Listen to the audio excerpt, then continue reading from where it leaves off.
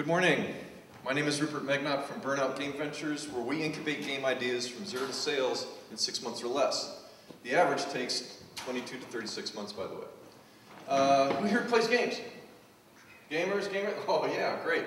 Well, you can probably recognize these titles. These are multi-billion-dollar game titles. Now, when was the last time you heard of a movie doing $2 billion at the box office, right? In fact, the video game industry is actually larger than the worldwide film and TV industry. Not only that, but this recession-proof industry is growing between 8 and 12% a year consistently. So it's like, well, it's a massive industry, it's growing robustly, what's the problem? Well, the thing is 81% of all games created are what we call indie games, those developed by people that are unaffiliated by major studios. And the thing is they have a 95% failure rate. So I'm thinking to myself, well, wait a minute here. 40% growth over the next 4 years, where's it going to come from if all the people are failing? And then I'm thinking, well, wait a minute, why are they failing?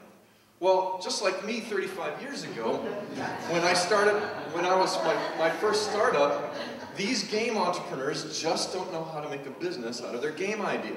All right? They're focused on making games they want to sell, not necessarily games people want to buy. Okay? And not only that, but they fail to plan. So their scope and their schedule and their marketing are basically going out the window. All right? So what I do is I've set up this program where we provide them access to all the talent they need, all the resources, all the proprietary processes, and the motivation they need in order to create great games that will sell. Okay? So let's talk a little bit about talent. We currently have more than 275 people in our core talent pool, and through partnerships, another 2,500 more. We really don't have much problem finding people to work on our games, any more than anybody else does.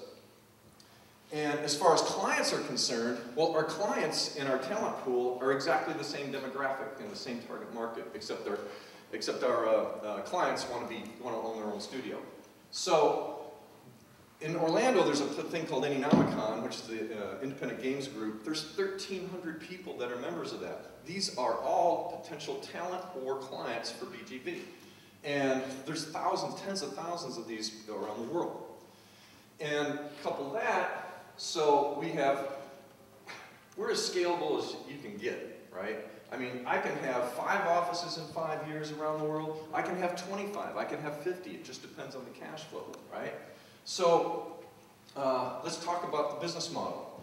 Well, the primary component of our business model is that we are all entrepreneurs. Nobody gets paid until the game ships, including me, unfortunately.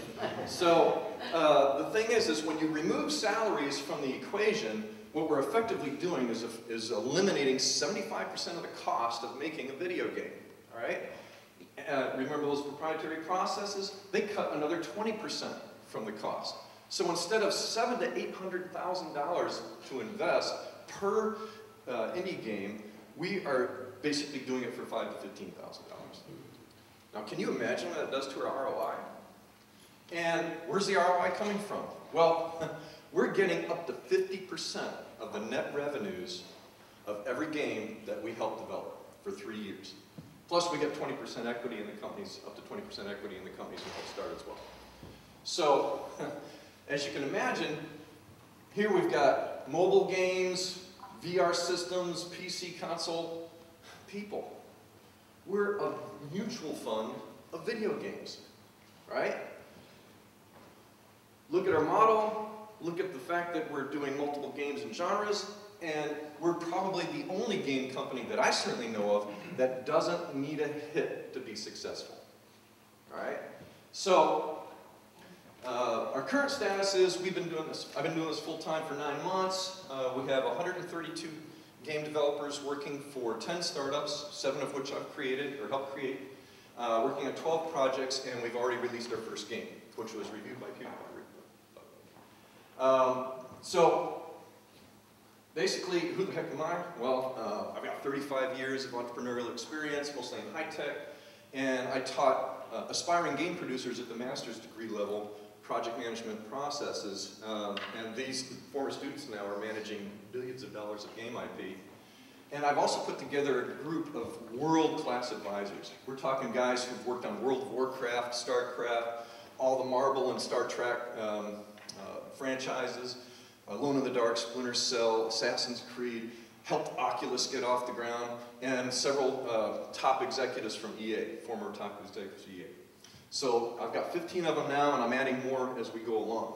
And so basically, I put about 80,000 into it so far, and that's just basically for all the resources and whatever that we need in marketing and whatnot. And yeah, don't forget that, right? So, you know, we're looking for additional funding, and mostly to provide 4 people, to bring in 4 salaried people to handle marketing, project management, production, and human resources. And so that's basically it. I realize this is the Guppy Bowl, so I'm here to receive your constructive criticism. Thank you.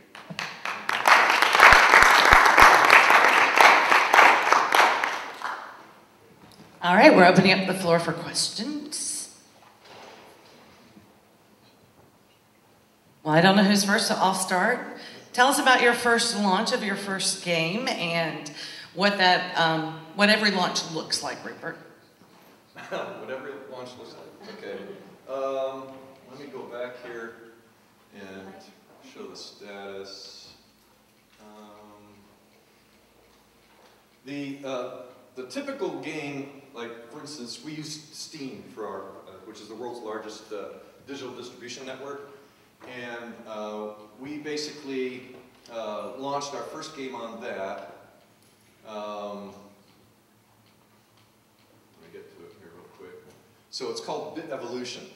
And when you first start a game on Steam, you have to go through what they call a green light process, where you present your game to the community of Steam, and then they vote for you. The average game, 32% of the games that get into green light actually get greenlit, okay? And those that get greenlit usually take 17 months to do so. This game did it in less than 6. And then once you get out of that, then we went to the early access, which is like beta, right? So I made sure that it was a complete game, even though it wasn't like the full game. It was 2 levels and 2 worlds instead of 4, but it was a fully playable game. And only 36% of the people, of the games that go in through early access actually graduate from early access and get released. This game, and it usually takes 19 months to do it, we did it in 19 weeks.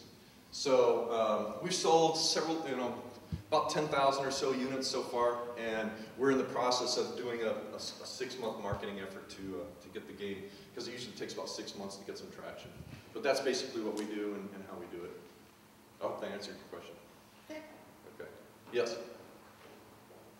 Are all of the games paid to download? Are you doing an advertising model in any of them, or is it mixed up between the various games?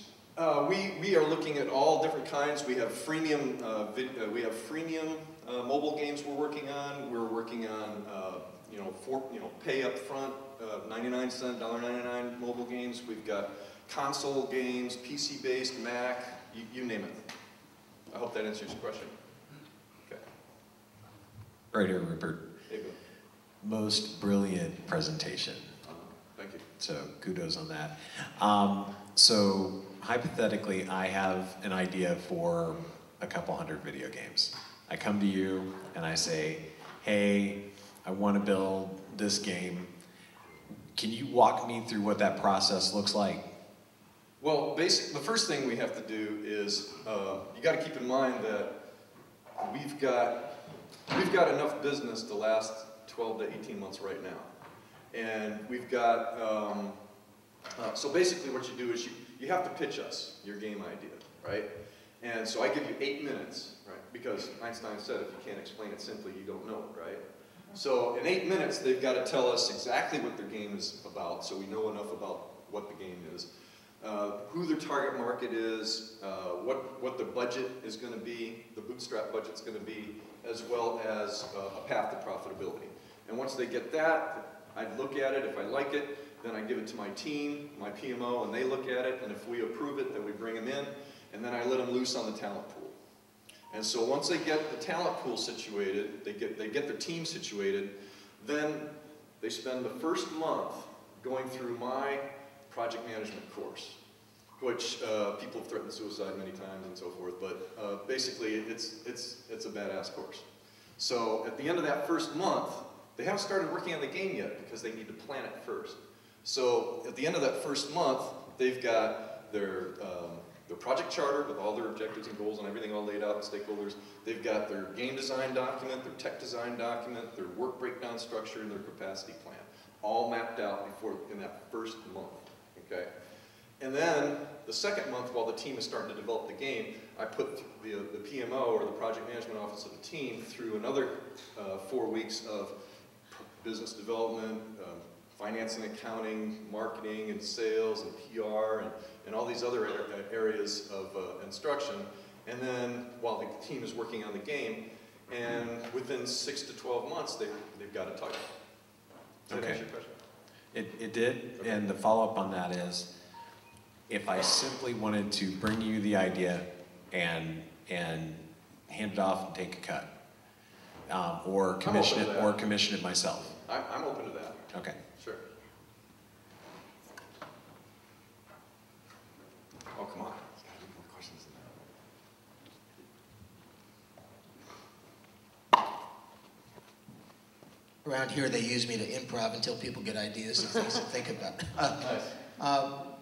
The thought hit me several years ago. Put together a funding group, and it was kind of like a mutual fund of projects that were 10M to 10B, which is kind of what you're doing. You've got a mutual fund here of games, right? It got to a point where, to qualify who we wanted to even bring in, we decided to establish a grading system that they took the test themselves and graded their own business plans. If they scored 70 or higher, we looked at it. I think you're going to get to a point where when people get wind of what you've got, so one question is, how are you getting to the gamers? When they get wind of what you got, you're going to have a real onslaught. You'll be busy just listening to 8-minute presentations, and you can be around the clock. Well, actually, what I do is I get about 2 or 3 a week. And what I do is I have a rubric, and it's on the website, so the people who are applying can download the rubric and our policies and procedures for applying to pitch. And then I grade them on that rubric, and they have to do at least 80% in order for me to even go further. And then we go with that process, yeah. Are you familiar with Cheyenne? Rings a bell. Yeah, they do billions in the gaming industry. Ah, mm-hmm. Okay, well now I'm just curious, because are you looking, what is your exit strategy? Exit strategy is basically just a buyout. That's what I think, Cheyenne. Yeah, so, or, just basically, I'm looking at convertible debt, because a lot of people have come to me about convertible debt. I'm like, sure, I'm fine with that. But it just depends. I'm open at this point, because I'm trying to, games, I mean, 10% a year growth doesn't even include education. Okay? Can you imagine what will happen? We're 28th in the world in education. And when you look at the other 27, and you say, what do they have that we don't have? And you look, and they got games in the classroom. So can you imagine the explosion in the growth of the industry that would happen if we could actually start getting games into the classroom? And these indie game studios are the ones that are going to do it, because they're going to come up with stuff really fast. They're going to be looping them out, and they need a conduit to get them into the classroom. So that's another thing that we're going to be looking at as well.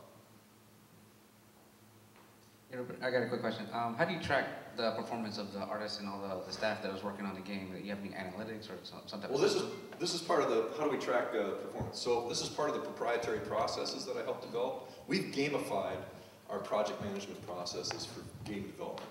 So we keep track of the time that you put into it, and the tasks, and the degree of tasks that you do, and you generate points for that, so that whenever a check comes in, we just divide your points by the points that the team generated, and cut your check, and have a nice day. Got a question.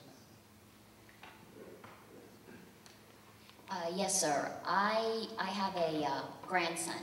At 5 years old, he was actually critiquing adults on playing online games. So Nice. getting this Nice. in the classroom is amazing, because I see the difference that it makes. Mm-hmm. My question is, of course, with your ability to turn around time so quickly versus what's out there in the real world, is it proprietary information, but what do you do differently that is, to have that ability to get it out there so quickly versus what all the big companies are doing?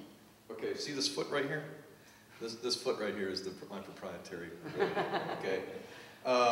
What I do is we have proprietary project management processes that have been designed to ensure efficient use of time and productivity with regard to getting the games out there.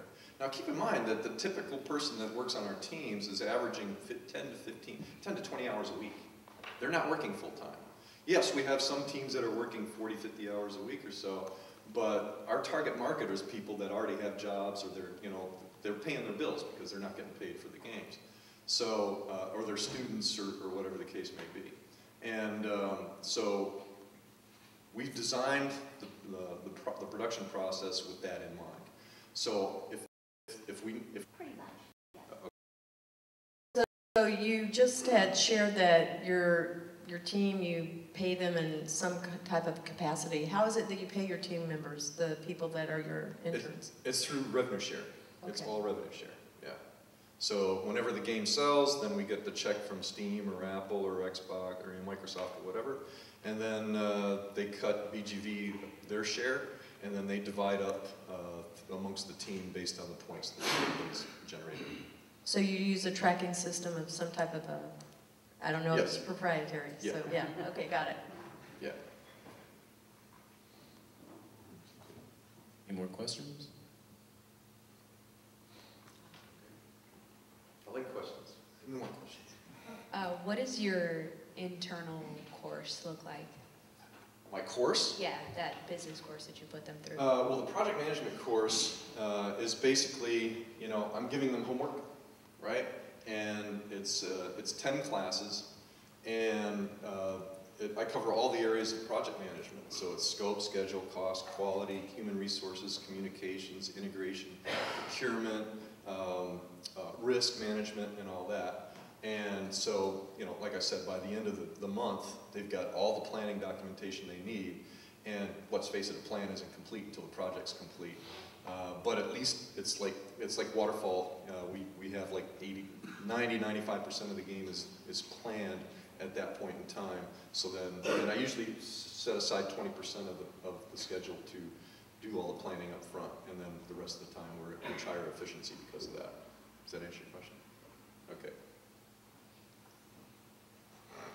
I was curious what type of contract you have with your programmers as far as getting involved on a project, and what's the fall-off rate? Like, I can imagine that there would be some programmers that would start and never finish the job. So how do you manage the people that are working on each game?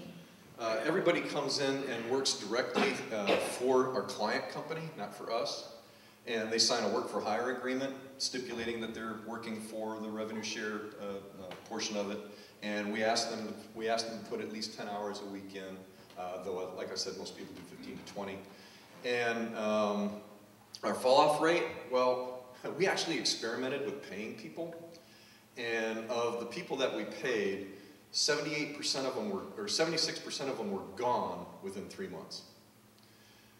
On the other hand, of the 167 other people that we haven't paid so far that are strictly revenue share, 78% of them are still with us.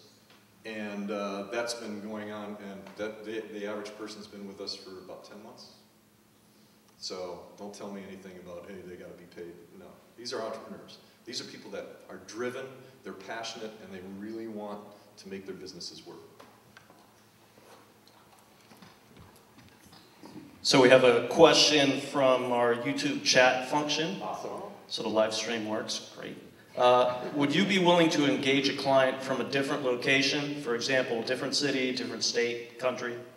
Yes, of course. I'm speaking to people right now from, let's see, Colombia, Germany, and Canada. So yeah, I'll talk to anybody. We're all remote right now, so I mean, with 275 people in our pool, we got 132 working for us now. It's like, they're all over the place. Yeah. In fact, one of my project managers for my VR project, we've got patents in virtual reality and simulation, so one of our VR project managers is in Ireland.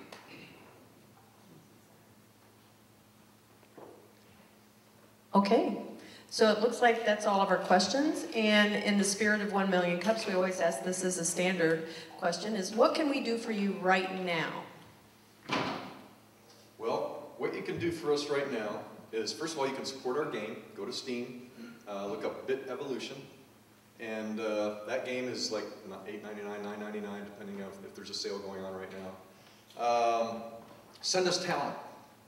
If you know an artist, you know especially programmers. Programmers are in really short supply everywhere. You know, introduce us to potential investors. Okay, thank you very much. So make